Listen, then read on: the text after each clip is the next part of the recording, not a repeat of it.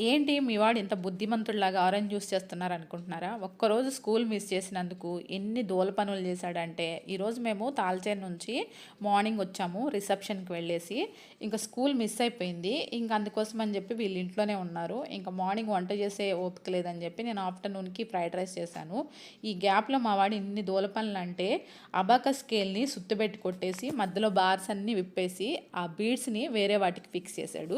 తర్వాత గోడలకి ఎక్కడెక్కడ ఖాళీలు ఉన్నాయో అన్నిటికీ చీలలు కొట్టి అంటే సీలలు కొట్టేసి వాటికి ఇంకా చిన్న చిన్న పేపర్స్ వాళ్ళ డాడీ బర్త్డే కోసం అని చెప్పేసి గోడలన్నిటికీ స్టిక్ చేశాడు.